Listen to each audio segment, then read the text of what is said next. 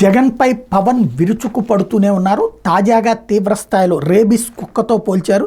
సాక్షిని అడ్డుపెట్టుకుని కోట్లు దోచుకున్నారని పవన్ కళ్యాణ్ తాజాగా నిన్న బహిరంగ సభల్లో ఆగ్రహం వ్యక్తం చేశారు. ఉప్పాడ హార్బర్ నిర్మాణం ఖర్చు 420 కోట్లు అయితే దాని పేరుతో సాక్షి పేపర్కి ఇచ్చిన యాడ్స్తో సీఎం జగన్ 335 కోట్ల రూపాయలు దోచుకున్నారన్నారు. సాక్షి పేపర్లో పనిచేస్తున్న వాళ్ళు 41 మంది ఉద్యోగులను పీఆర్ఓలు మీడియా మేనేజర్ల కింద పెట్టుకుని కొంత డబ్బు దోచుకున్నారని ఆరోపించారు. అభివృద్ధి పనుల పేరుతో యాడ్స్ వేసుకుని 600 కోట్లు దోచుకున్నారు. సాక్షి పేపర్ను అడ్డుపెట్టుకుని 935 కోట్లు దోచుకున్నారని ఆరోపించారు. వాలంటీర్లకు పేపర్లు వేసే పేరుతో 330 కోట్లు దోచుకున్నారన్నారు. వాలంటీర్లను కార్యకర్తల్లా మార్చేసి వాళ్ళకి డబ్బులు ఇచ్చి రాజీనామాలు చేస్తున్నారు. సజ్జల రామకృష్ణారెడ్డి వైఎస్ఆర్సీపీ సింహమని అది సింగల్గానే వస్తుందని అంటున్నారు. కానీ అది రేబిస్ వచ్చిన సునకం అన్నారు. తమని తోడేళ్లు హైనాలతో అంటూ గుంపులుగా వస్తామని సజ్జలు అంటున్నారని, రేబిస్ సోకిన సునకాన్ని తరిమికొట్టడానికి తామంతా కూటమిగా వస్తున్నామన్నారు. సజ్జల మనం బతుకుతున్నది మానవ సమాజంలో అన్నారు.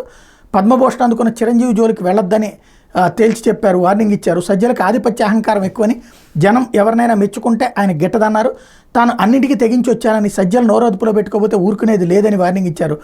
వంగాను తల్లి లాంటిది చెల్లి లాంటిది అన్న సీఎం జగన్ ఆయన సొంత తల్లిని చెల్లిని పక్కన పెట్టేశారని విమర్శించారు.